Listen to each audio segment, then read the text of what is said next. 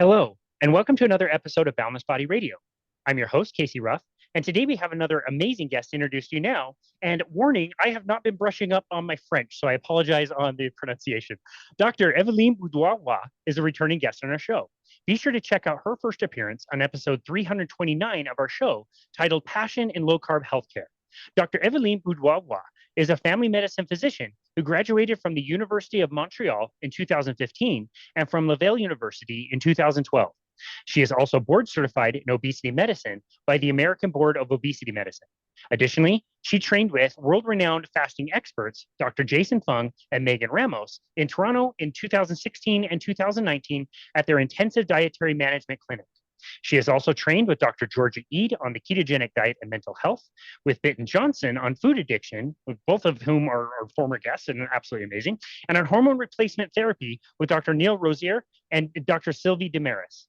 She has co-authored several best-selling books in French on the topics of low carbohydrate and ketogenic diets, fasting, metabolic health, and reversing lifestyle-related chronic conditions such as obesity, fatty liver disease, and type 2 diabetes. Her first book was translated into English under the title Eat Fat to Lose Weight with the Keto and Low Carb Diet. In January of 2017, Dr. Bourdua-Roy founded Clinique Reversa, which is a not-for-profit metabolic program that aims to help patients reverse their lifestyle-related chronic diseases. Dr. Evelyne Bourdua-Roy, sorry for mispronouncing your name. It is an absolute joy to welcome you back to Boundless Body Radio. Thank you so much for the invitation. It's a pleasure. Will you please correct me? Last time you wouldn't correct me on how to properly pronounce your name. Will you please correct me this time on how to do it right? Actually, you're quite impressive. I'm impressed. I'm impressed. It's pretty good. You can call me Evelyn, of course, but my name is Evelyne Bourdua-Roy. Okay, yeah, I was not that close, but we'll go with Pretty Evelyn. good. We'll go with Yes. Evelyn if you don't mind. You speak several languages, which I think is super cool. I told you last time, I'm not really fluent in English, but I am fluent in Portuguese. And this last year, I've been trying to pick up Spanish. And Portuguese and Spanish are like very close. And I know that you know Spanish as well. But oh my goodness, it's such an interesting thing to try to learn a new language because you just cannot cut any corners. You have to go through the process of learning and remembering and learning and remembering, and there's no easy way to do it. It seems you seem like you have a more of a knack than I do, but it's a fun process because you have to go through every single step, and it is a bit frustrating sometimes. Yeah, and you have to go over the fear of embarrassing yourself. You are going to embarrass yourself. Just embrace it. Just accept it that you're going to say silly things. You're not going to get the accent right or the word right or whatever. And that's how it is. I don't know if last time I told you about how when I was learning English, one of the mistakes that I made for the longest time, and nobody dared to correct me. Did I tell you that story? I don't think so. I'm excited for this one. Okay, so when I was 15, I moved to Toronto because my parents divorced. I moved to Toronto. I was like, oh, I'm gonna learn English. English is so useful in the world because I only spoke French, right? I'm French. I'm from Quebec, Canada, and we speak French. Montreal is pretty bilingual, but if you go east of that, and I'm 6 hours east of Montreal, nobody speaks English. Even our English teachers in school, they don't speak English, right? Wow. So when I was learning English in Toronto, I made a lot of mistakes, obviously, but English people are so polite, they don't really want to correct you. Whereas French people, especially the ones from Paris, they really have no shame to just correct you in front of everybody, you know? So for the longest time, I wanted to talk about the lawn mower, but I kept on saying the lawn mower, and nobody corrected me for years. But you know what? Okay, it's embarrassing after when somebody finally, you know what you're saying, it's not quite the right term. You get over it. So with languages, That's amazing. you just have to throw yourself in the cold water. Just do it. Just jump off the, That yeah, just do it. That's great advice. Every month I do lunch with my dad at a Mexican joint, and I know I can order my carne asada, and they know me as soon as I walk in and they start preparing my carne asada. And I keep thinking in my head, like I'm going to have a conversation. These are the things I'm going to say, and I freeze up every time, and I'm always just like, Yeah. "Hola, cómo estás?" And I don't go further past that. But I do have to trade you stories. This was one of my favorites of goofing something up. I was in a bus. I was in Brazil. I was in there. I must have been there for about 3 months. So you're picking a few things up, but 3 months into an immersion, like you don't really know that much. And I'm in a bus and I'm sitting down and the bus is filling up. it's getting really, really full on the bus. And this woman is standing next to me and I'm taking the seat. So of course I want to be the gentleman. I want to offer the seat. And so I asked her, Kirsten Cherokee, and I point downward. What I said was, what I thought I said was, would you like to sit here? And what I actually said is, would you like to feel here? It's only one letter difference between the two. And she looks at me and she goes, no, and like walks to another part of the bus that was really full. And the guy next to me, who was also from America, who knows Portuguese, just started dying laughing. I'm like, what? What's so funny? And he told me. I was so embarrassed. So no, she didn't want to sit there or feel there apparently. Apparently. And it's funny you mentioned the directness. I noticed that, in our past interview and listening to some of your other content, when you're talking about working with your patients, that's something that really stood out to me. Is you are, at least in these interviews, you seem to be very direct with your patients, and you're not afraid to say, like, no, this is metabolic disease. You absolutely need to stop eating sugar. You have fatty liver. You absolutely need to stop alcohol. Like, you're really good at being very direct. Is that just something that's cultural, just comes really natural to you? I'm not sure if it's cultural, but I think it's important that people understand what's going on inside their bodies, because in general, family medicine or in first line medicine, we tend to, what Peter Attia calls medicine 2.0, right? We tend to wait for the diseases, and then once we diagnose the diseases because they're there, then we try to find the right pill, the right medication to fit with that disease, and then out they go of my door so I can see somebody else. And patients don't really understand what is really going on inside their bodies. And if they did understand what is going on, then they would know what to do, or they would be open to knowing what to do. So I don't do them any favor by saying, oh, I got your blood results back and you got type 2 diabetes. Okay, we're going to get you started on metformin, and my nurse will call you back in 3 months to see how your blood sugars are doing. That is not helping people. That is not good medicine. So I teach, I tell them what I see, and I don't know everything. I'm learning. There's so much to learn about metabolic disease and everything that is connected to that. It's like a big puzzle, and I thought I knew a lot, right? The Kruger-Dunning effect, right? I thought I knew a lot, and then I realized I don't know so much. There's so much more to learn. But anyway, so I try to teach what I know to the patients so that they understand. So it's not me telling them, you need to take this pill. We'll see you later. We'll see you in 3 months. It's me, I think, telling them this is what is going on inside your body. And here are the options, all the therapeutic options that are available to you. I suggest we change your lifestyle because this will attack the root cause of your problem. But you don't have to choose that. You can choose whatever. You can choose pills. You can choose to do nothing. You can choose surgery, etc. But I think if people are taught, if patients are taught what is going on in their body, what caused that, and what could be, what are the possible solutions, then they do better, and you can empower people. So yes, you have to be direct, and I'm not putting on white gloves. I'm not telling you, oh, it looks like no. You have pre-diabetes. If you don't do anything about it, with the trends that I see in your blood work, within 5 to 10 years, you're full on diabetic. By the time you're diabetic, first of all, we can never erase that from your file. So insurance wise and all that, you're sort of screwed. If you want to go travel in the South, in the US, you have to take like super duper massive insurance, right? So, and whatever, but it's not just the insurance and your medical file. It's by the time you have your diagnosis, you have done damages in your body that you didn't even know. Microvascular, macrovascular, all of that. So yes, I think we do people a favor, patients a favor, when we tell them straight up what is going on inside their bodies and what is the root cause of that. Yeah, I love that. That's so well explained. And my relationship with my clients are a little bit different because I'm obviously not a doctor. They're not my patient. As a coach, I can provide suggestions, but I think there's a lot to learn about being a little bit more direct and telling people the way it is. Like you said, like you're not doing anybody any favors by kind of not explaining things, properly. So I really appreciate that about you. I love your passion. Seriously, I've been waiting so long to get you back on because you're always so fascinating to talk about. And before we jump into, chronic disease and some other things we want to talk about today, I do just want to ask you, having been somebody who has discovered this amazing world of metabolic health, has been very outspoken about it, has gotten into some legal trouble yourself with some of this stuff for like making suggestions, like not even doing anything even remotely egregious, getting complaints levied against you, like absolute insanity.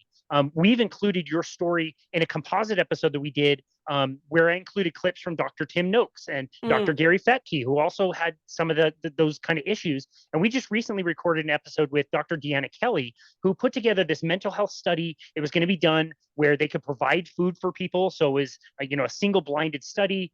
People were looking forward to it. And it was all about low carbohydrate and schizophrenia. And out of nowhere, with no explanation, it's like, nope, you can't do this study. And she was like, well, what do you mean I can't do this study? Like, everything was approved, they had the funding, and it just got pulled out. And to this day, like a year later, like there's no explanation. And you know, what I told Dr. Kelly is that I can't ask you to be on the record and say whether you think something's going on there. I can say from an outsider's perspective, it seems nefarious to me, just observing like the study that all of a sudden gets pulled. And I know you've seen lots of different examples in your life of people, trying to practice good medicine in a way that's not exactly like you described earlier. Giving somebody a pill will follow up in 3 months. Do you have any comments on, what that's like to discover this amazing world, to see people finally getting healing and feel like you have to be a bit suppressed about it, which to your credit, you're not. You're very outspoken about it. And you fully admitted, like, if I get in trouble, I get in trouble and I don't care. But it still must be very frustrating. It is frustrating. It is because this culture, especially in my area of the world, there's this culture of we need to do standardized, we need medicine, we need to follow guidelines. If it's not in the guidelines, it's not good medicine. It's probably charlatan medicine, or it's dangerous. Or so, I mean, science evolves every day. Science evolves, and if we are, if we want to find the truth, and there's not one truth, but if we want to know, understand, and if we're seekers of the truth, then we need to be open to what's new, what's different, what is being done in other parts of the world. And we should welcome innovation. We should welcome new ways, new approaches, new medicine. New medicine is easy to embrace, right? Because we get a lot of marketing, we get a lot of training, we get a lot of information, and pressure flows down really easily into our cabinets, into our clinics. So for pharmaceutical, it's easy to embrace, right, in the medical world. But when we see other approaches, especially when they're lifestyle based and stuff, and there's no big company or big industry pushing it, we should be curious. We should want to find out. We should, see, observe, and it works, and it's not dangerous, and it's logical, and it's physiological. We should have scientific curiosity, and it's not really what we see on the ground. Like, it's not really I think the medical world is quite conservative. Medical doctors in general, we like to follow guidelines.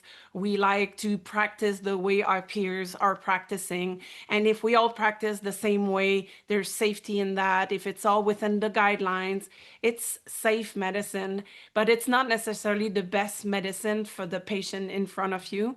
And at some point, you have to say, I know better, so I'm going to do better, even if it's not in the guidelines.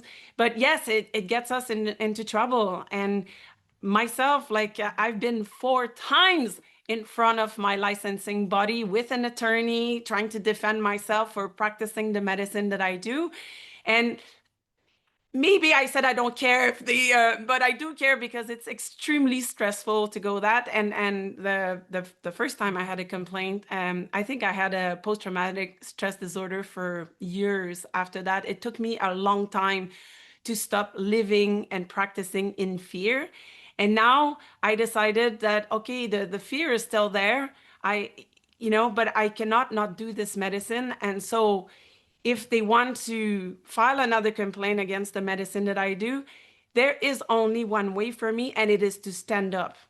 And I will fight this. I will fight my right to do this medicine until the end. And my new strategy now is to actually teach people. I have a podcast like you do now in French, so I can bring metabolic health, metabolic medicine, and all that into the French world, into my area of the world, educate people. I co-created a metabolic health summit in French because there's not much going on in French. Unfortunately, in terms of that, in the United States, you guys are, wow, you have access to so much good stuff, so many experts, so many great people. Much less in the French world, including in France, much less. And so I'm doing my part to educate people. And I think the more people are educated, um, the more people will demand a different medicine than what they're getting right now. But yes, I got into trouble. Quite a few of my colleagues who practice a medicine that is similar to mine are getting into trouble. This year has been a particular year that's been a really terrible year for some of my colleagues. It's rough. It's rough. If you speak up, every time, like I'm on your podcast now, I may say something that will frustrate someone, and then all they have to do is just file a complaint. Oh, Dr. Bourdua-Roy, she said something, and this is ridiculous, and she's endangering everybody. So complain.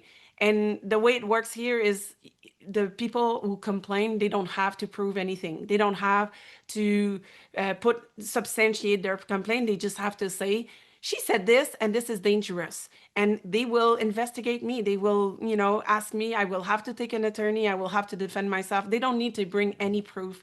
So every time somebody speaks up in my area of the world, they run the risk of offending someone and getting a complaint. But at some point, you have to speak up. At some point, you just have to say out loud, listen, people, a lot of chronic diseases that are lifestyle related are reversible. Not always, not in 100% of people, but a lot of time they are reversible. And this message cannot be said enough, cannot be told loud enough. So I agreed to participate on your podcast today because this message needs to be heard over and over again. I love it. This is why I've been waiting so long to chat with you again. I love the passion and the energy you have for this work. It's absolutely amazing. And yeah, I remember you told me a few years ago when we chatted that you were at the time, experiencing that stress with the lawyers and all these complaints and all that stuff.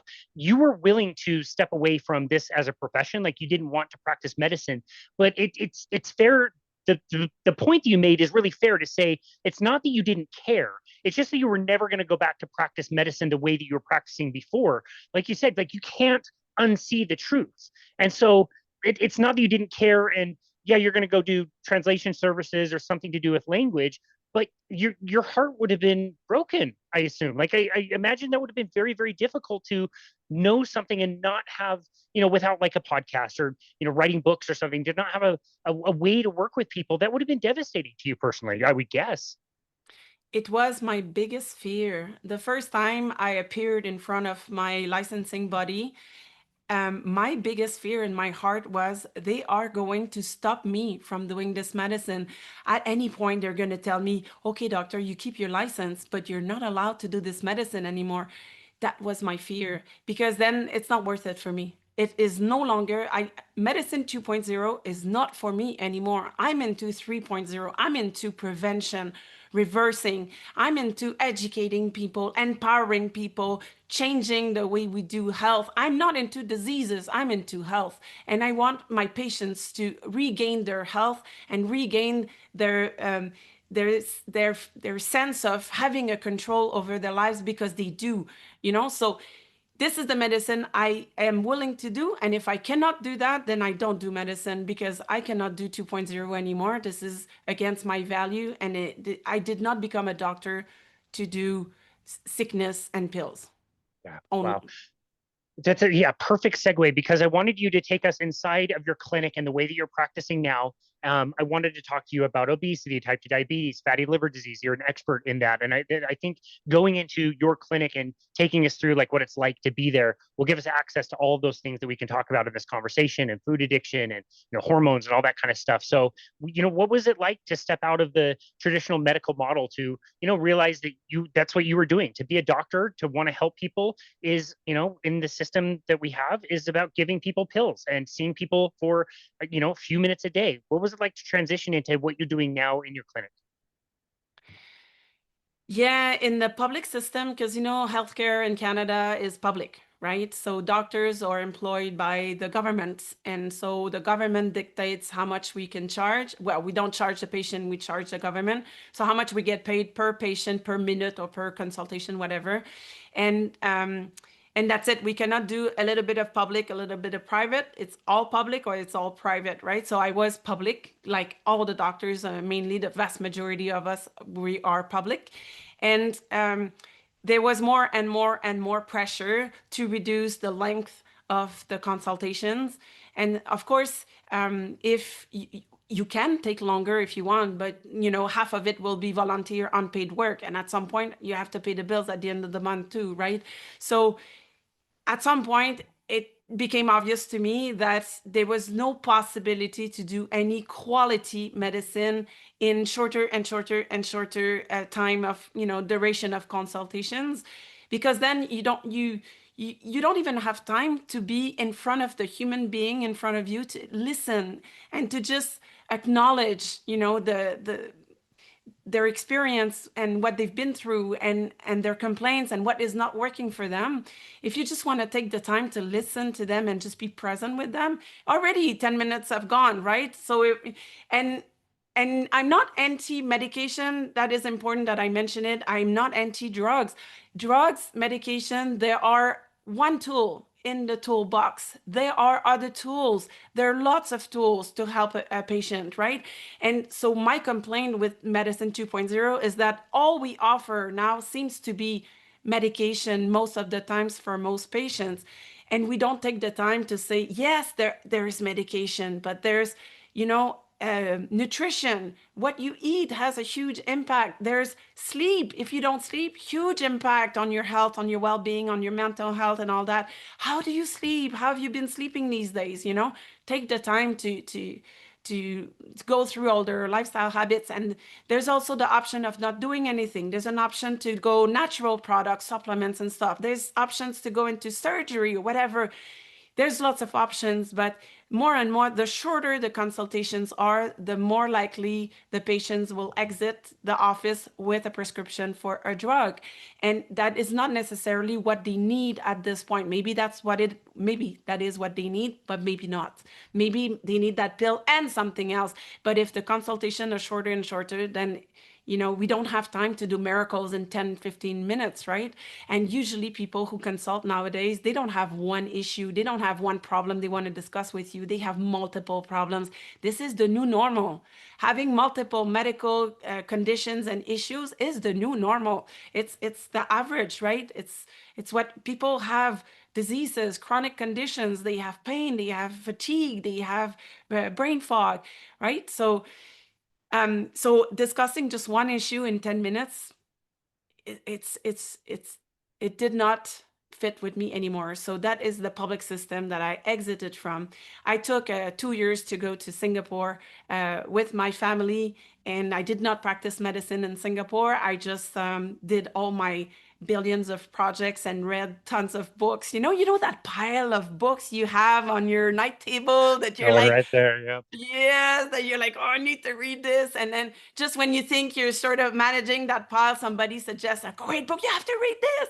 So I got to read my pile, but it's a never ending pile. So I came back with a pile. But anyway, I got to do a lot of stuff. I got to train in food addiction. I got to do all kinds of things, which was great. But when I came back to Canada, it was clear to me that I could not go back into a public system that put so much pressure into volume, seeing a lot of patients in a day.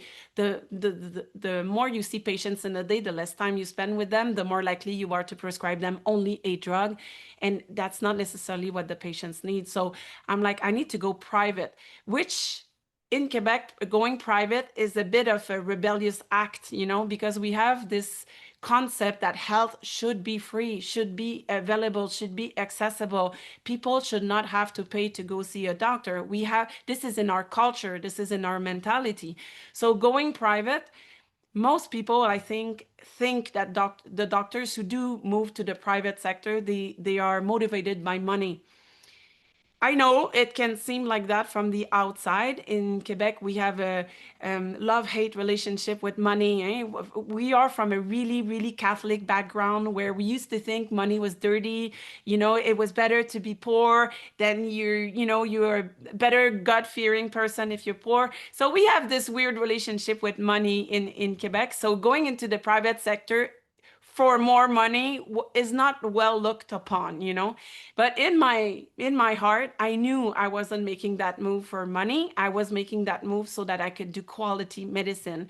And because I'm convinced that this is my mission and this is what I want to do, I don't care what people think. I don't care if they think that I moved to private because I want to make more money. I don't care. If you make more money doing something that makes you miserable, you're just a rich, miserable person. What's the point of that? I don't know. I'd rather take out the money from the equation. You have to love what you do on a daily basis. You do, because life is short and because you're here for a special mission. Everyone is here for a mission, I believe. So my mission is to help people regain their health. So this is what I'm going to do. So yes, I migrated into private practice, and now I spend 1 hour, one full hour with every new patient that I see. And I see them if they want. I see them every 3-4 months for half an hour, and I follow up on them.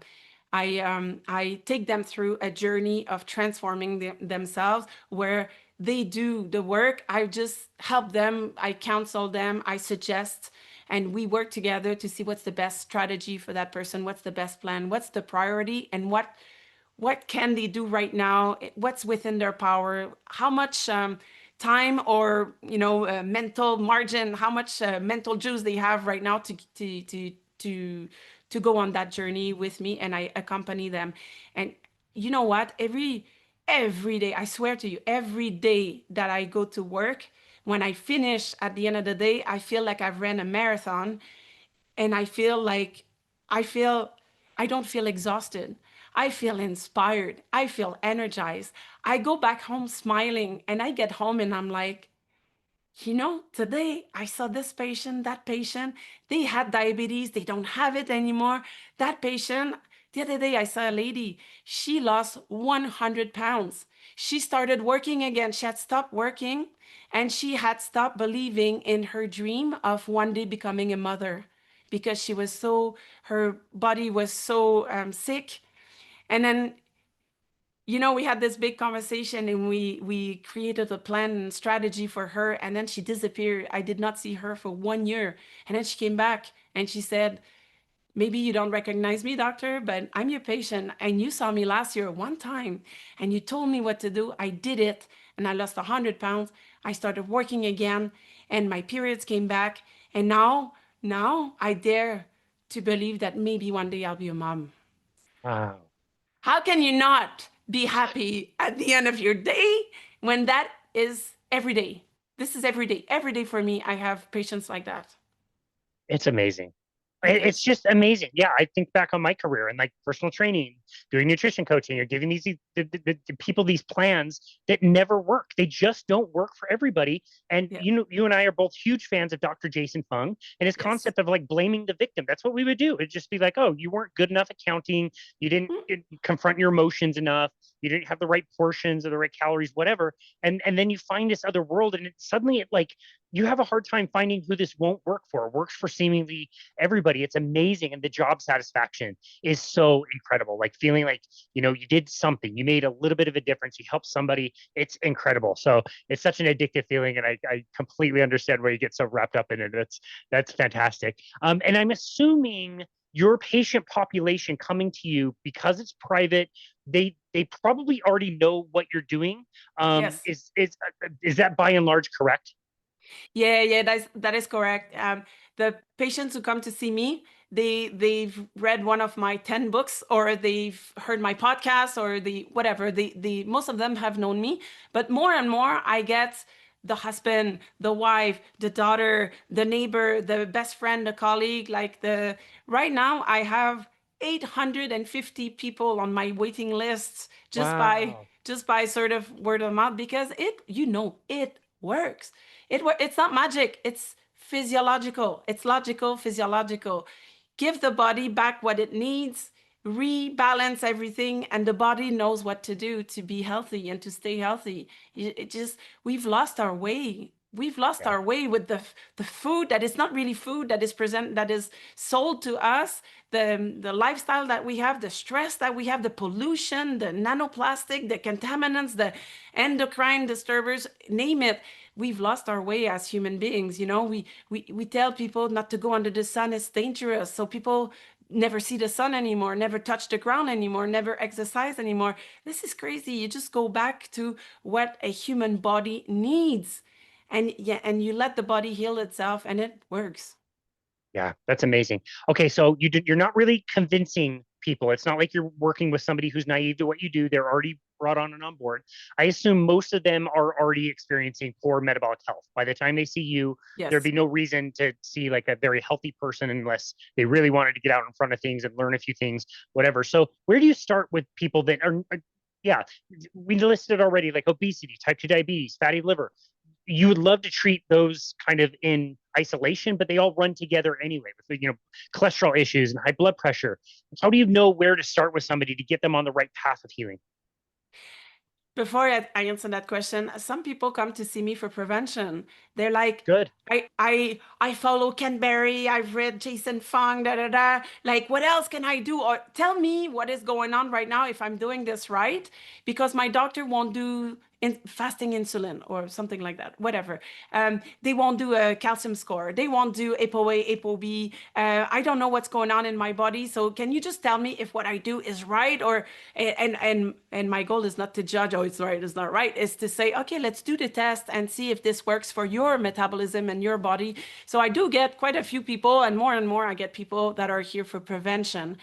And that's great. I want to see those people. I don't need to see them every 3 months, but I do want to tell people, look, because it takes efforts, to be healthy, to work out regularly, to do weight training, to do zone 2, VO2 max, to eat properly, to fast, to sleep well, to not drink too much alcohol, blah blah blah. It takes work, because in our society, it's not the culture, in our society to take care of your health. It's not the average in our society. So it takes work to do that. And I think it's okay. It's great that when people do make those efforts, that they get a pay, they get a reward, they get a confirmation that, hey, look, I did this these blood tests with you, and look, oh yeah, this is great. This is your liver. This means that, and so what you're doing works for you, or what you're doing works for you, except for this thing. You just have to tune up a little bit and stuff. So I love seeing people who come and see me for prevention. Love, love, love, love, love. I love seeing people who did, look, I'm wondering what's going on. I've read this book. I Googled. I don't understand. I tried this. I tried that. It doesn't. I love patients who have done their research. And I know most of my colleagues, they really hate that, because they're like, oh, I'm the doctor.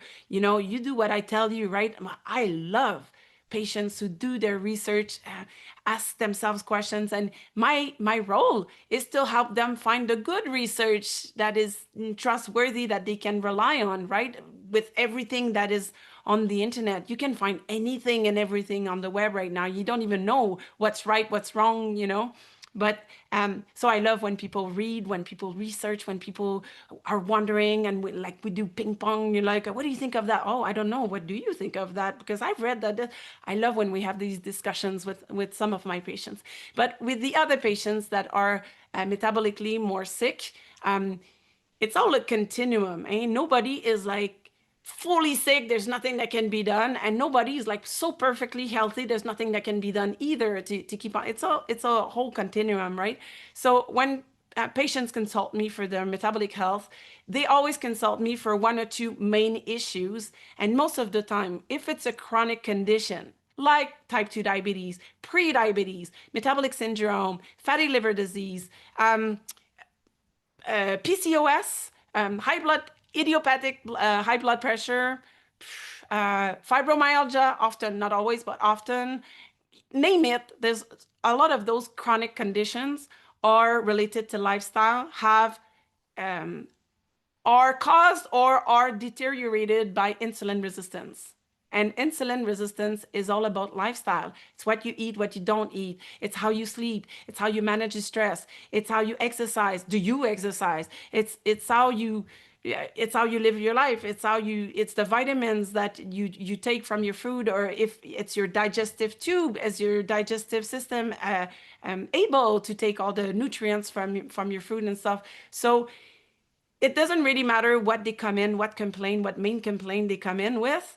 If it's chronic condition related to lifestyle, if it's a disease that did not exist 100 years ago or was super rare, there's insulin resistance. It is either caused by insulin resistance or aggravated, deteriorated, by insulin resistance. And therefore, that means that the lifestyle approach works for just about everybody, not for every condition, not for 100% of people. Nothing in medicine works 100% of the time for 100% of the patients. Never, not even one pill, not even a surgery, nothing, right? But if you start with lifestyle, if you start working on lifestyle life habits, everything improves, everything gets better. Everything, their energy, their mental clarity, they lose weight. Losing weight, a lot of times, because I'm board certified in obesity medicine, a lot of times patients consult me with, they want to lose weight. And now with Ozempic and Mounjaro and all the new ones that are coming in the pipeline and stuff, obesity now is almost synonymous with go see your doctor to get the prescription for an injection. And there you go, So I do get people who come in and they're like, I know you're an obesity specialist. I'm not a specialist in the sense of, I'm a family doctor. I'm not a specialist doctor, but I know you're an expert in obesity, and can you please prescribe me Ozempic? And I'm like, oh, we have an hour to talk about this, and I have an hour to convince you that it is a tool, but it cannot be your only tool, because you will regret this if it's your only tool. So if they come to me for obesity, I'm like, it doesn't matter what they came in for, because I'm going to help them see everything that needs to be worked on. And if obesity is their main motivation, that's fine with me. If PCOS is their main motivation, that's fine with me. But my approach with them will take care of everything that is metabolic inside their bodies. And this is why I teach them. To every patient, I do a lot of blood work, all the ones that are relevant to metabolic health. And one by one, I explain to them. I have two screens, one for teaching and one for writing. So I turn my second screen and I say, this means that. This is because this and that. Da, da, da. So they know what causes what means what, and what will happen if they don't change anything. So they understand what is going on inside, and it's always the same profile. So whether they come for obesity or idiopathic high blood pressure or pre-diabetes or whatever, it's all the same. They have all the same, very similar blood work, very similar. And so I've seen over 2,500 patients at this point with this method. Wow. And I know I don't even need to do blood work anymore, but I do it so I can teach them. But I know what's going on, and I know what it will look like in 3 months and in 6 months. But we need to not underestimate the power of understanding your own body, and that your actions will give this result. And that, hey, great, you've done it for the last 3 months. Look at your blood work. Everything improved. Everything went in the right direction. What you're doing works. And they're like, oh my God, this is so great. Wow, I can give myself my health back. Yes, you can.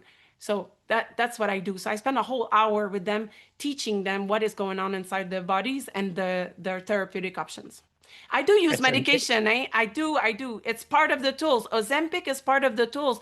Ozempic or Mounjaro for the right patient in the right context with the right setup around, it can be magical, especially for food addiction. So I'm not against medication. I'm against saying, oh, you want to lose 10 pounds, 50 pounds? Here is prescription of Ozempic. Go ahead and use it. Goodbye. That's wrong. This is not good medicine. Interesting. Okay, so thank you for bringing up the medications. I was actually going to ask you about that. And Yeah, a little bit of controversy there. We don't know how these things are going to pan out long term. I will say I'm noticing a trend around me. Like I just got asked about this indirectly this week. I'm noticing a trend maybe towards like microdosing, like people are taking much Mm. smaller doses more frequently. And I'm noticing that it's not just people that need to lose like 100 pounds, it's people that need to lose like maybe 10 or 15 pounds. I heard a story, again, indirect, this week that, a woman was trying to lose some weight. She had, maybe 10, 15 pounds to lose. She does microdosing of Ozempic. And she says, it's not that I feel like I'm eating less or I feel less hungry. It's that the food noise is actually reduced. Like I'm not thinking so much about the snacks. And we know how those drugs kind of operate. They operate differently in different dosages. Obviously, like a smaller dose is more in the brain, a bigger dose is more where you get the gut issues and those side effects from the way I understand it. But yeah, I was going to ask you to kind of comment on the utility of some of these drugs that are getting so popular and so many people, wanting them. What have you noticed about them?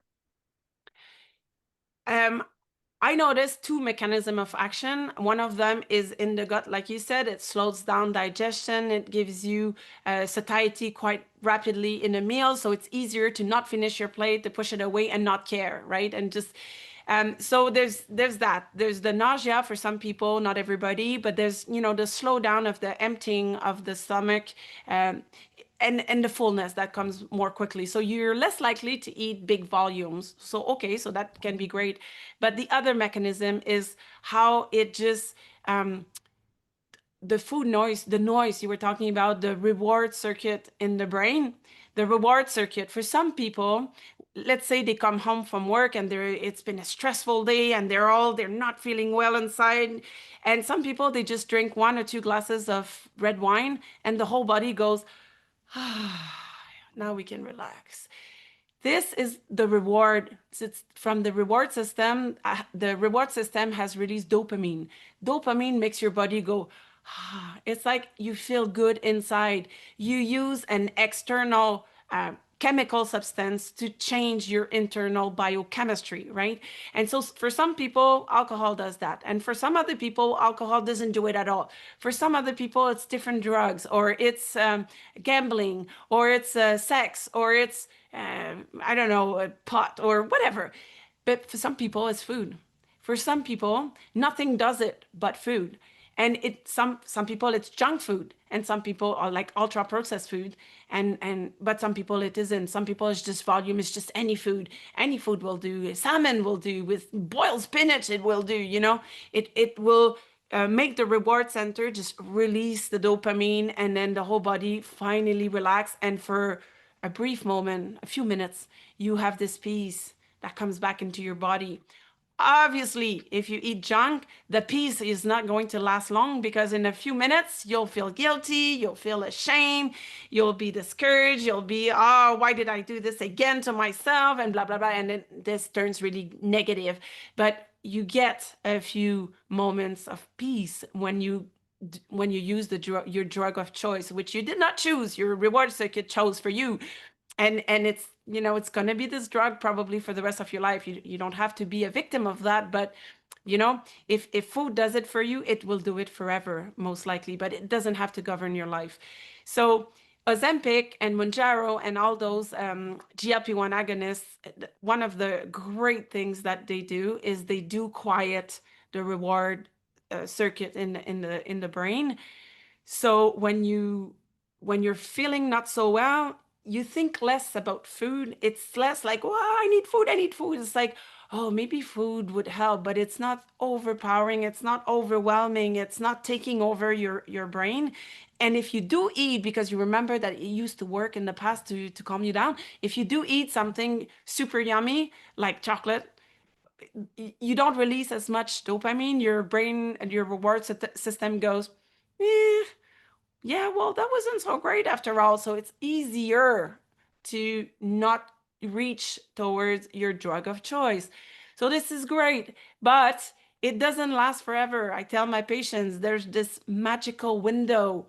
the drug will not work forever. It will not. At some point, either you will run out of money, or at some point it will stop working. And that's what the studies are showing. At some point, after 1 year, you plateau pretty much. After another year, you sort of maintain that plateau, and then people drop out. They stop using that drug because it's expensive and it doesn't work anymore. So I use it in microdosing. It's funny, I listened to Ben Bickman the other day talk about microdosing and GLP-1s agonists, and I'm like, hey, what he's describing is exactly the way I do it. I'm like, that's great. That's the smallest dose for, and then oftentimes I tell my patients, look, this drug, it's every 7 days, but actually it lasts in your body much longer than that. So try every 9 days or every 10 days, or try the smallest dose that will calm the circuit. If it calms the circuit, it will be easier to implement all the good habits that we're trying to work on. If your brain is always so busy with thinking about food, wanting food, oh, what time is it? Is it time for lunch? Is it time for a snack? Oh, I'm not allowed to snack. Oh, I deserve a snack. If this is the dialogue going on in your brain all day long, it's draining, and you will not win every time, no matter how motivated you are, how strong-willed you are.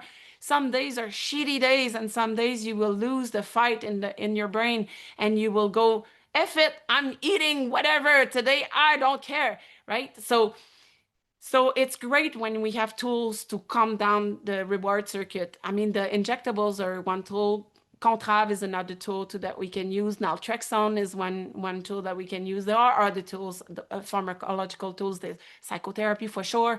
There's food addiction therapy. And now we have more and more options for food addiction treatment. So this is great. This is upcoming. Like, we need to address this situation.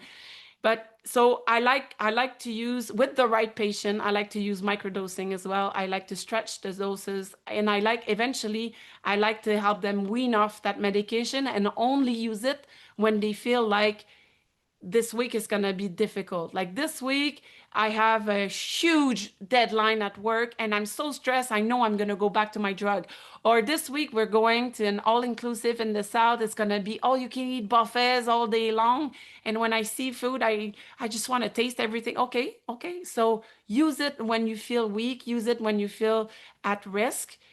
And use a small dose and protect yourself. Because sometimes people, when they completely lose control and they regain like 10 pounds, sometimes they're so discouraged, they're so ashamed that they just keep on going down. I'm sure you've seen that. Clients that stop showing up, and eventually they come back 6 months, 1 year, 2 years after, and they tell you, I fell off the train and then I didn't know how to get back up. And I was so ashamed that I didn't want to come and see you because I was ashamed of myself. So it's better to do that kind of prevention. Take Ozempic if that is your choice in life, between maybe falling off the train for who knows how long, then use that tool. But if the best case scenario is that we learn not to need that tool anymore because we've put other stuff in our lives to get better, stronger at not falling into food addiction. And not everybody has food addiction, but those who have it and have it severe, my God, it's really like hard drugs that can, heroin will kill you within, I don't know what, few weeks, a few months, a few years. Food, ultra processed food will kill you. It's just much slower, but you will rot and lose body parts one bit at a time over years. You're just going to go downhill endlessly, but you're going to die from it for sure. So if we can help those patients, then that's a tool. It's one tool in the toolbox. Obviously, now that we know that there's a lot of lean mass, muscle mass that is lost with the use of those injectables, I do take that hour to talk to them about the importance of doing weight training and eating their proteins. So I'm like, I'll make a deal with you. If you don't have any hunger, you can fast if you want, but if you eat protein. You make sure you have your protein intake, your protein or your construction material. If you don't have the construction material, even if you do construction, you won't be able. So if you go lift weight, but you don't eat proteins, it's not going to go well. It's not going to go well for your bones either. So if you take an injectable, you agree with me to go lift weights and eat your proteins, or else I don't do good medicine if I prescribe an injectable to you. So that's the deal I make with patients.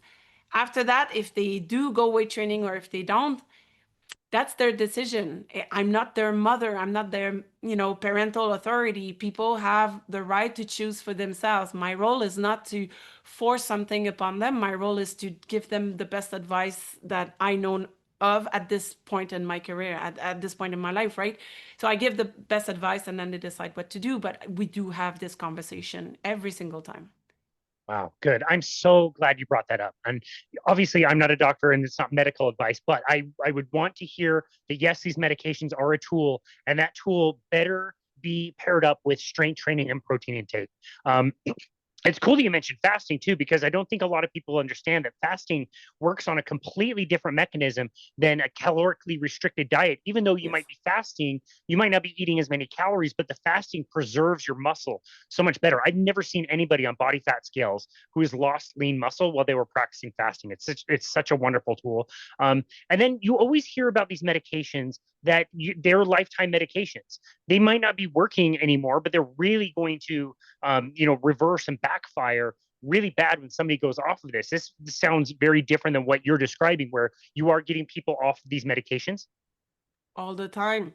It is not true that it's a lifetime medication. It doesn't work for a lifetime. It doesn't work past, if it works for you past 2 years, you're lucky. That is not what we see on the, in our clinic. And people stop taking it at some point. They're tired of injecting or it's too expensive or whatever. So I don't think I have one patient. I don't think I have even one patient who's been on this drug for more than 2 years. I don't think so. And I don't think this is the right way of using that tool. I think that tool can help you a lot to progress. It helps you step up. Sometimes I tell some of my patients, I tell them, right now you're probably feeling like you're drowning. So it's not the time that I teach you how to swim, okay? It's the time to get your head above the water, and these tools can help us to do that, right? But you still have to learn to swim, and this is what we're going to do together. But I don't want you to depend on this drug for the rest of your life if I can help it, and it will stop working anyway. So the goal is never, for me, my goal is never to leave them on that forever. My goal is to use it to help them progress and eventually strengthen all the other pillars of metabolic health and of well-being. So, Yeah. like for instance, you do everything correct, but you don't sleep, or you have sleep apnea and you don't even know, right? You're working super hard during the day and you're destroying all your efforts at night. Um, so we need to work on all the pillars, and I'm sure this is what you do with your patient, with your clients, because you cannot just tell them, okay, this is how you do a bicep curl, okay, and go and do it, and everything will work for you. No. It's it's multifactorial. To be healthy, you need to work on all the pillars that sustain your health. Well, that is very well explained. I like using that temporary time to kind of calm things down a little bit and help get those habits in place. And then, yeah, I would just imagine like ideally for most, obviously this is very highly individual, but maybe a 3-month period or a 6-month period with a significant taper where they're taking it less and less and finally decide that's not what they needed. And on the other side, not only have they lost some weight, but they have put in some of those habits, their strength training. You don't even have to strength train that frequently. Even just doing, a challenging session 2 or 3 times a week, you don't need to do much more than that. Get outside, go on walks, round, all the other things you said. If you can establish those things, you'll be so much better off and not needing these prescriptions forever. So I absolutely love that. From where you are, it's interesting because you're practicing the way that you want to practice. You're basically floating home after work on a day that you're seeing so many amazing things, yet there's just this like delta. It's just such a crazy difference between the work that you're doing and like go to the store, like go to Costco and you look around and all the handicapped spaces are taken, and all the carts, the electric carts people are riding around in, and you see diabetes everywhere. You see the ankles and the discoloration. It's just everywhere. Like how do you balance those two things? Like you're in this world that's like, I don't know, it's like its own special little paradise of helping people versus the direction that the medical system is going. And every time I seem to have hope, it seems like they want to double down and nothing really seems to move forward. Like, how do you balance those two things and stay optimistic that we're heading in the right direction? Wow, I don't know. How do you do that? This is a I big don't know. question. I'm asking you. It's not his question. You tell me, teach me. Oh, you know what worries me the most is to see children. I don't know how old you are. I'm 47. When I was a child, when I was in elementary school, everybody was skinny. Everybody. That's just how kids are supposed to be. We play outside all the time. We don't, our parents are chasing us to give us supper. We're outside all the time, whatever. Everybody used to be skinny when I was a kid, and now, like my daughter, she's 11 years old. She had a birthday party in November, and we had a sleepover. So we invited her girlfriends and stuff. Um, Her and another one were normal weight. The other ones were all not normal weight, and I'm like, that's the new norm. For sure, where you are, that's the same. You see chubby kids, you see overweight kids everywhere.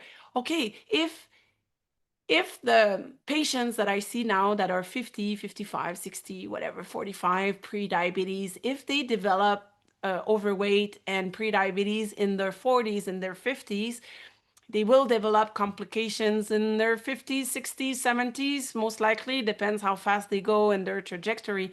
But if they are 11 years old, already overweight from insulin resistance, because it has a specific phenotype, right? Most of them, you can tell this is insulin resistance.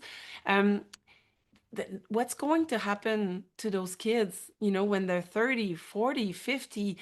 What's going to happen to society if we let this happen? And right now, we are letting this happen. We are letting our kids become metabolically sick very early on in their teens, in their early adulthood. PCOS, polycystic ovary syndrome, it Jason Fung calls it the diabetes of the ovaries. It's when your ovaries have diabetes, the rest of your body, not that obvious necessarily. You don't have diabetes in the rest of your body, so your blood sugar could be normal, but your ovaries are not functioning normally because of insulin resistance, right? We see so many more young women who are infertile because of that. They're trying to conceive, they're trying to have a family and to have a baby, and it doesn't work because their metabolic health is not well, their ovaries are not well, their reproductive system is not well because of their lifestyle. This is scary. We are not going in the right direction, and nobody seems to care. I know in the States right now, some people are trying to change the way we do medicine and we do, but in my part of the world, we're not there yet. We're not really serious about changing the way we do. Actually, we don't do any prevention. Prevention is not sexy. Prevention is not glamorous. Prevention is not gonna get you votes, every 4 years when it's election time, right? Uh, Building something now, injecting money in the healthcare system for more hospital, whatever. Yeah, this can win you votes, right, in the elections and stuff. But doing prevention that you're going to get those fruit 10 years, 20 years down the road, governments are not so much into that. And we're all paying for that. Everybody is paying for that. Even you have a private system, you're still paying for that. If our society is getting sicker and sicker, our kids are getting sicker and sicker, everybody's paying for that. I was just on a walk a few hours ago and there's kids out playing kickball and, great. They're outside, they're running around, but half of them had protruding stomachs. And these were young kids. They were not very old, 8 years old, 9 years old, somewhere in that range. Yes. And you see the snacks that they're eating and like, you don't need these snacks to play a game of kickball. And I'm just going to contrast that. And I'll end with this. I know I've taken a lot of your time, but recently I met a family in Canada. They're in Nova Scotia. And, the daughter has at age 13 has had bipolar, a really really bad hallucinations, lots of trouble in school, lots of trouble at home, and just a mess for everybody. The entire family is at their wits end. They find metabolic health, they start changing the diet. Their daughter is off all medications and is just this absolutely lovely, present, chipper little girl. And I got to talk to her and I said, like, does this feel fair to you that like you can walk around and see all these other kids have these treats and chips and cake and all this stuff that you now can't have? Do you feel like you're cheated out of this? And she just looked at me and said, well, no, that stuff's poison. That's poison for my brain. I don't eat any of that. And she didn't miss it. So that at least gives me hope that, as you were saying earlier, when people get the information, they're not idiots. They can do this. It's just about the learning. And once they learn, they do want to help themselves and get out of poor health. And so, yeah, I guess it was a hard question to answer, but at times, where I'm feeling like, the Costco trip is making me feel like we're not getting our message out there. Hearing stories like you and your work in your clinic, and just having a day where you connected with one person or one husband or whatever it was, that was at least enough for that day.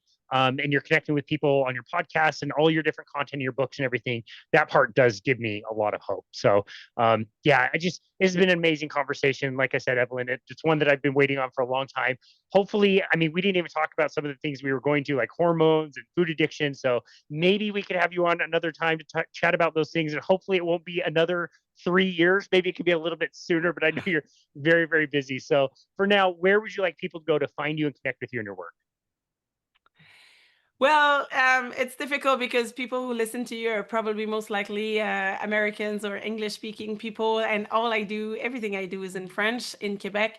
I do have my podcast is called Santé Vous Mieux, and so I have my own website. So if people want to know what's going on, I'm in social media on Instagram and Facebook. I have my own website, but if there are people from Quebec who are listening, but some of us are bilingual, if just know that I just hired two fantastic nurses who are amazing at metabolic health, and I have a fantastic auxiliary nurse, and we are creating this new clinic, this new team, so I can go through my whole 850 patient list of people who are waiting to see me, and then I will be able to offer consultation and access to me. My goal is to always have open spot available for new patients, so that everyone can, if that's what you want, you can come and talk to me.